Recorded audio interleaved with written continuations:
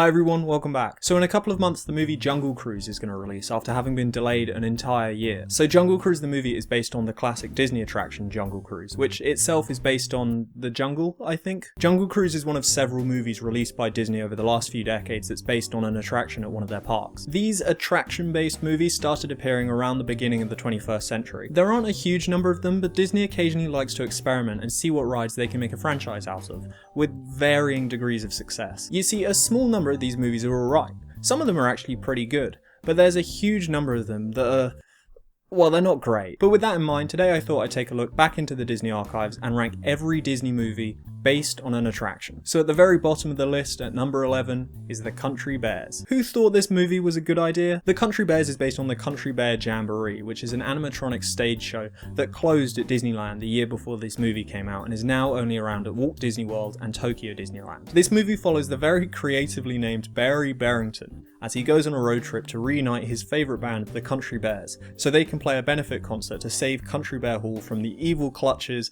of Christopher Walken. The bear costumes for this movie are just horrifying, and they really distract you from everything else that's going on. You can spend so much of this movie just fixated on how utterly unsettling these bears are that you almost forget to pay attention to anything else. But maybe that's a good thing, because without these bears to grab your attention, all there really is in this is just a generic and boring road movie. Overall, it's pretty vapid. There are all these really excessive musical sequences that feel like they're only there to fill time. It kind of reminds me of Camp Rock for some reason, but with bears? On to number 10, we have Mission to Mars. So this is based on the former attraction of the same name, which was a show that simulated a trip to Mars. The original version of the show was called Rocket to the Moon, which was one of the first Tomorrowland attractions that opened with Disneyland in the 1950s. The movie is visually impressive, particularly for the time, but ultimately, like the Country Bears, is really boring. The plot is that a group of astronauts go to Mars on a rescue mission, after receiving a distress call from Don Cheadle. And then when they get there, they discover ancient aliens of some sort. I don't know, it started to get kind of tough to follow. The pacing is really off.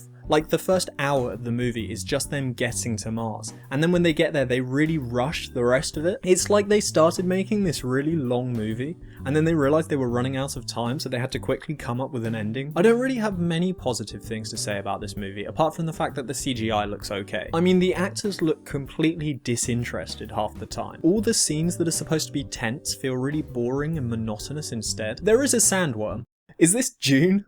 This is June, right? I don't really know what the point of making this movie was, because the attraction closed nearly a decade before it came out. There is one interesting connection that this movie has, however, and that's to Mission Space. So I don't really have much evidence to back this up, but I'm convinced that if this movie had actually done well, it would have been integrated into Mission Space. In fact, I think that Mission Space was set up to be a sort of extension of this movie, but because Mission to Mars didn't do very well, all mention of it was scrubbed from the ride. The reason that I say that is that firstly, Mission Space started development around the same time as Mission to Mars. The original pre-show for Mission Space actually has Gary Sinise in it, who played one of the characters in this movie. I've spent way too long talking about Mission to Mars, haven't I? Number 9 is Dinosaur. Okay, this one deserves a bit of an explanation. Technically, depending on how you view it, yes, Dinosaur is based on an attraction, but only slightly. And this is my list, so I'm going to include it anyway. The idea for Dinosaur had been around since the 80s, but when development finally got underway, it was developed alongside Countdown to Extinction, a fast and thrilling e-ticket attraction that involves going back in time to capture a dinosaur. And according to one source I found, at one point the movie was named Countdown to Extinction, but that's not a claim I've been able to verify anywhere else. When the movie came out in 2000, the ride was slightly reworked and was renamed to what we now know as today, Dinosaur. Much like Mission to Mars, this movie has a lot of cool CGI for its time, but it's really dry and dull. Despite it only being 80 minutes, it was really hard for me to keep my attention focused on it. It's also a really weird movie because I think the animators wanted to make the dinosaurs realistic, but apparently at the request of then Disney CEO Michael Eisner, the dinosaurs had to talk, so they had to give them human-like features. So you end up with this really unhappy middle ground where they're neither endearing and cute or realistic and awe-inspiring. So number 8 is Tower of Terror. So this is a TV movie based on a ride, based on a TV series. This is also the only TV movie on this list. This aired as a Halloween special for The Wonderful World of Disney in 1997, and was actually the first movie based on a Disney attraction. Tower of Terror has some really cool set design, and I really like that it attempts to expand on the lore of the original attraction, but it does it in a style that I've never really enjoyed. A lot of it feels a bit silly, I guess, I think it's the TV movie style of it. I don't like the way they chose to make it about a witch's curse because that feels a bit derivative, and to be honest, I don't think this is a movie I'm going to be rewatching anytime soon. Number 7 is The Haunted Mansion. You know, it's not too bad. The Haunted Mansion is an Eddie Murphy comedy movie based on the Disney attraction of the same name. These sorts of movies are fairly cookie cutter and they get the job done in that regard. This also really gives me live action Scooby-Doo vibes, and I really don't know why. There's a lot of cool references to the ride in this movie, and the production design is really good. It's just that with a source material as good as The Haunted Mansion, there's such a great opportunity to make something really worthwhile that you can't help but feel disappointed that instead we got this. Number 6 is Pirates of the Caribbean on Stranger Tides, the worst Pirates of the Caribbean movie. The Pirates of the Caribbean franchise is of course based on the attraction of the same name, and is the most successful thing to come out of this Disney attraction movie subgenre. But this movie is just empty. There's really not much going on, it's just kind of set pieces and action sequences without much else. It's also the most expensive movie ever made, which I guess really goes to show that pouring a bunch of money into a movie doesn't always make it good. To be honest, the only reason it's this high up on the list is that so many of these movies are so bad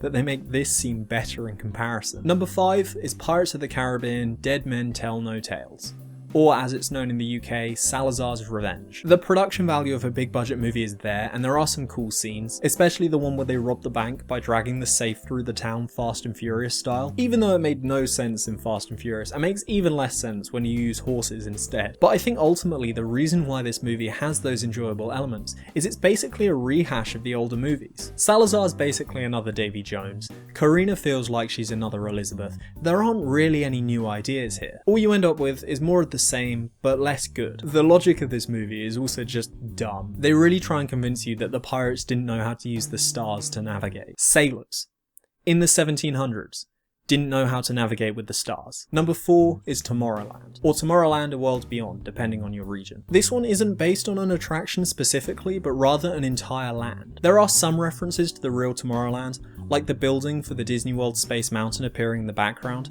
but unfortunately that's more or less as far as the references go. The movie is about a young inventor and George Clooney discovering a secret world where inventors meet together to make the world a better place. So far, this list has only really been decided not by what's good, but what's less bad than the other movies. But I actually did enjoy this movie. It's a bit disappointing, and I wish the city featured more heavily than it did, but I think it's a fun and futuristic movie that deserved to do a lot better than it did. Number 3 is Pirates of the Caribbean: Dead Man's Chest, and number 2 is Pirates of the Caribbean: At World's End. I'm going to do these two together because I want to say the same sorts of things about them. This was when the Pirates franchise was still good. Dead Man's Chest is a lot darker than the original, and Davy Jones is a great villain. At World's End has some of the best set pieces of the franchise, and does a great job of expanding the world of the pirates. Together, both of these movies do a great job of just giving you more pirates, which is all you really need from this franchise. These are great movies just to switch your brain off to and enjoy, but they're still coherent enough not to confuse you if you're actually paying attention. And finally, number 1 is of course Pirates of the Caribbean: The Curse of the Black Pearl. This is it.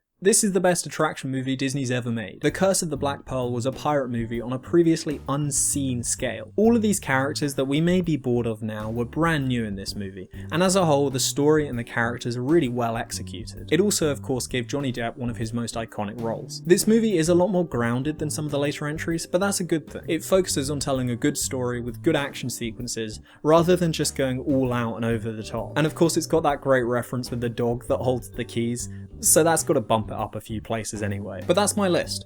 Obviously this is just my opinion, so take from that what you will, but I'd love to know your opinion as well. Maybe you too have seen The Country Bears, or maybe you're a normal human being. Let me know how you'd rank these movies in the comments. As always, if there's something you'd like me to cover next, let me know, and I'll see you next time.